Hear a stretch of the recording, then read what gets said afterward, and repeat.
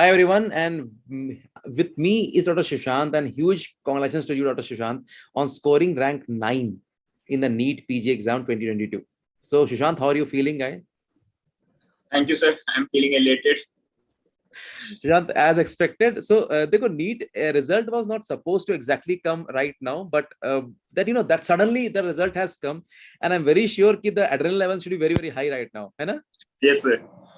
Didn't expect कि इतना रात को कैसे suddenly आ जाएगा. Suddenly aa jayega. Nobody was expecting this to be happening today at least. And Shant has been our student from the foundation batch series. He has done it at TND also. He is from MAMC, and I'd like to know about Sushant you more from yourself. From where are you exactly? आपने पढ़ाई कहाँ से करी है? And what preparation, what attempt was this for the NEET exam? Sir, I'm from Delhi itself, and आपने बताया sir UG मैंने MAMC से करी है. फिर sir, this was I am 2016 batch, and because of COVID, our internship got delayed by 4 months. So this was my first attempt for NEET. Okay, so Sushant, a lot of students were, completely confused as to what should they do about this NEET result, especially about when the postponement news came. A lot of students stopped studying. I think that is a question I want to start with here, because what was your thought process when this after NICT, before NICT, a lot of things going on? How did you bring about that? So I remember, sir, just one day before the INICT, some news circulated that NEET would be delayed. So I just brushed that news aside. Because I knew that anyways the INI exam is tomorrow, and nothing is going to change the date of the INI exam. And whichever date the exam may be, the content is going to remain the same. So there is no point in stop studies and to stop the course that we are set on. It can be viewed as a sense of relaxation that we are getting a few extra days to study, but it cannot be relied upon, and you cannot change your schedule according to that. So that is what I stuck to. Great.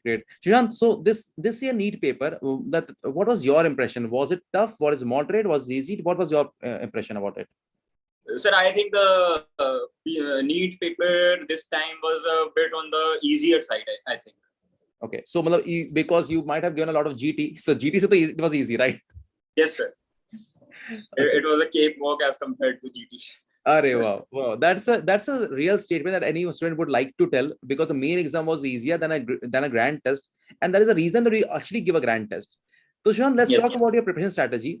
Since you were our student right from foundation batch, so how did you start preparing? When did you start preparing? First year, second year? कब से पढ़ाई शुरू कब से किया? Sir, I started a bit of casual preparation from the second year. Then in the beginning of third year, I knew that this is the time to start preparation. You only have to study 3 subjects in the third year, so you get a lot of time and you can devote that time to studying for NEET. So I started from third year. Core preparation I started from third year, and towards the end of third year and beginning of final year, I started giving GTs also to know which areas are lacking, which need more time and devotion. And internship, I only stuck to revising notes, doing the question bank, and giving GTs regularly. So yeah, because you are an intern right now, you just got into a past internship. So studying in internship is very, very tough. So how did you plan your studies at that time? So internship, I took help from my seniors and from Bhatia Institute and I knew that no new preparation can be done in the internship. Internship is just for revising and polishing what you already know, and only reading high yield stuff. So in the first, I think 6 or 7 months of internship, the target should be to finish your revision as soon as possible, so that if you are able to give yourself time for a second revision, well and good. Otherwise, at least 1 or 2 revisions should be done, and the focus in internship should be on GTs. Okay, so during internship, you don't get a lot of time, right? So like suppose you will get 4 hours or 5 hours a day. So what was actually studying at that time of time? That 4 hours, how did you utilize that time? Sir, I divided the time into the time spent in the hospital, which could be utilized which could be utilized in studying on the phone, and the time that I actually get for myself, in which I can do whatever I want. So the time in the hospital I knew was limited to only doing questions. Notes, I realized early on in the first month that carrying notes to the hospital isn't going to work out. So I dedicated the continuous 4 or 5 hours that I'm getting to reading notes, and I shifted all my question bank and reviewing GTs to. I dedicated that time that work can be done in the hospital itself. Wow. While That's great to hear. I'm very sure that this would really help those interns who are preparing right now, and maybe they're entered in touch. There's a lot of students asking us, sir, how should I go about internship? That's a very good answer. Move to the question solving sessions into the hospital stuffs, and when you get 4 to 5 hours later, half of the day left, revise your notes. So coming to the notes, Sushant, you have made all the notes of the foundation series, and then you have a test and discussion with us. So how helpful this TND is usually to brush up your preparation? So TND, it helps you narrow down what you have to read. You cannot read the entire subject for the exam. There are specific high yield topics that the TNDs tell you that this is the area that needs to be focused on. This is the area from which the examiners are repeatedly asking questions. This area cannot be left while going for the exam. And other stuff can be read once, and when you're revising in the last 1 month or so, it helps you in the crunch of time. It helps you skip the topics that have never been asked, because you cannot read everything in the last 1 month. I think that's true also for your main preparation, because when we take a regular class also, Sushant, a lot of students have this problem. So a lot of things are not being covered in the notes. So what I do about it? So, I think that's a very, brave statement for Sushant to tell us that, first of all, notes is not very easy to revise the notes also. Forget notes. Revising everything from the notes is not very easy. That's TND becomes even more difficult. What about the image-based questions, Sushant? How did you go about that? The image-based questions I did from the question bank, and the GTs were obviously helpful in exposing the new areas that can be asked as an image-based questions, which are usually which have not been asked till now. The potential sources of an image, and sir, in subjects like Dharma and pathology, I knew that these stuff could be asked because these are repeatedly being asked. So those images can be done from PDFs, and from like pathology, Robbins is a must for the images. The images are directly picked from Robbins. Right. And I think that there's some set pattern of questions we discuss in Vibe of those, we take those 80 images from that, and usually that clicks. I think that has always clicked. So yes, maybe we can trust that sources of the image-based sessions. What do you say about that? Yes, sir. Vibe was definitely helpful. I was not able to attend the live classes because of the hectic internship in MAMC, but the notes can be quickly brushed up once you get the time. Right. Sushant, how many textbooks actually have you read? Are you a prolific reader of the textbooks? Sir, I believe that even though coaching institute is beneficial, but it is not a replacement for any textbook. Textbooks are a must. That's great. So Sushant, did you read textbook like Harrison's, Davidson in total in the final year? Be honest about it. So you're not now you have got a rank, you have nothing to hide. Be honest about it. Sir, I read Harrison. Did not read it. Did not read the whole book. I don't think that anyone can read the whole book in undergraduation.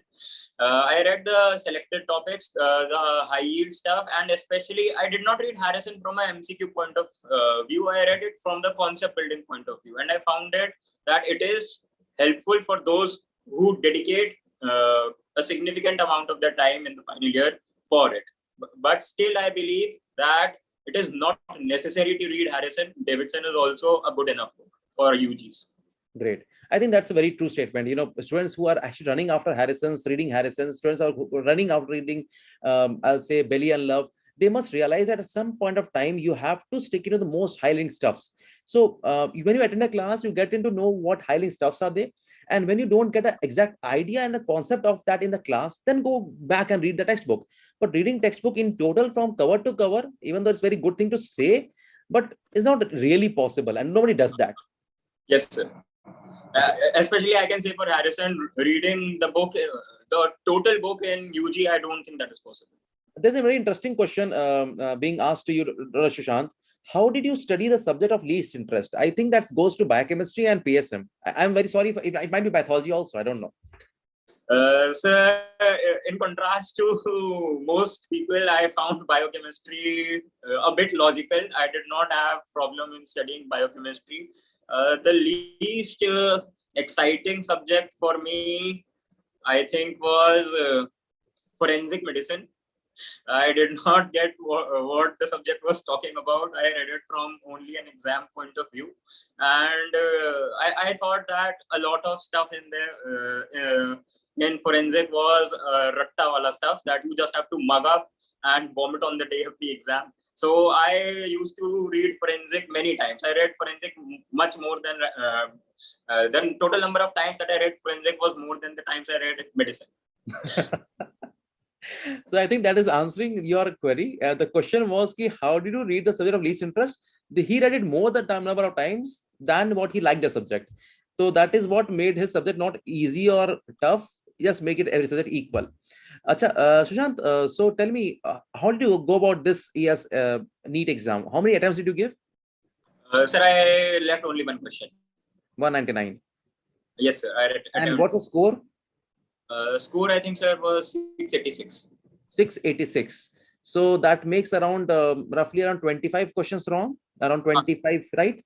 Mm-hmm. So that means you might be scoring around 175. You might have got correct, right? 175. And what was the score that you actually interpreted from the recalls? Sir, after giving the exam, I knew it was on the easier side, and I remember my friend asking me how many questions rank 1 would get correct. So I knew on the evening of the exam that I gave him the answer 180 to 185 iske around hoga. So I guess that proved to be correct. Okay. So like that's true.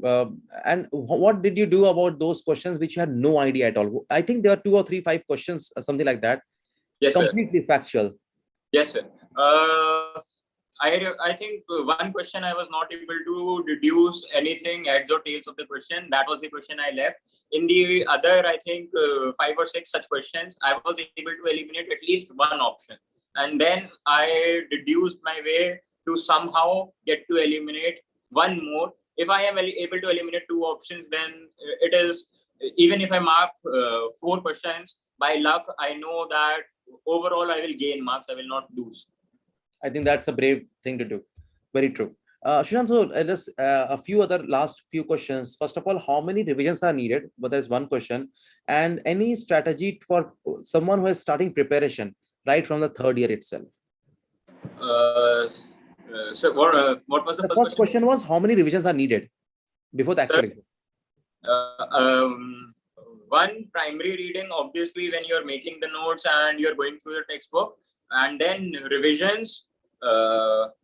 If you are able to start in the final year itself, I think that would be great. And I think minimum 2 and 3 would be enough. I think I did 3 revisions. I started in the end of the final year, and I was able to do 3 revisions.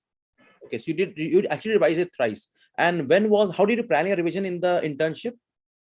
The first revision that I did, I read everything in the notes that I had written, and then during the primary revision, I sort of wrote down next to the topic that I don't need to read this topic in the second revision. And so, because any doubt that I had, I wrote it in the column I made on the separate page, that these are the things from this chunk, these 10-15 pages that I have to read, because it is a constraint of time. You cannot read everything every time. So you have to reduce the volume that you have to read in each revision, so that by the end of by the 3rd revision, you can do it in 10-15 days itself. You have to plan accordingly. And your way of giving GT, was it every week, fortnight, or monthly? How was it? People I asking set me out questions.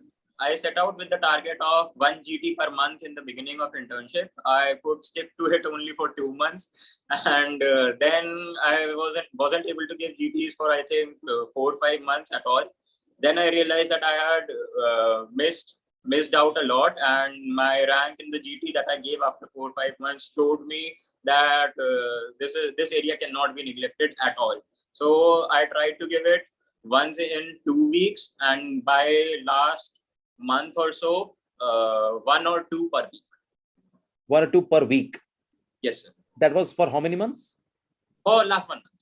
For the last month. That means, okay, the last month you gave 8 GTs around. Yes. Great. So I'll just sum up what Sushant is saying. Sushant has been our foundation student throughout in DBMCI, and he planned his revision right from the final year through the TND, and then he did a TND again in the internship stage. I liked Sushant's way of reading, because in the internship stage he actually tried to cover the question series in his hospital while giving maximum time to the notes while he went back, and that actually makes your reading even after going back to the home after the hectic hospital work to at least 4 to 5 hours a day for entire year. GT, a big question. Sushant initially gave just few GTs initially to start with, and by the when he realized that he's into a wrong path, he quickly changed it. I think that's a big strategy of what a topper does. He tries to get into know what wrong is happening to him, and he realizes mistake and corrects it. On the other hand, some students are not able to correct their mistakes, and that is why they're not able to get the rank that they actually want or deserve in the days to come. Shant, any faculties that you would like to actually thank, and you remember the most from DBMCI?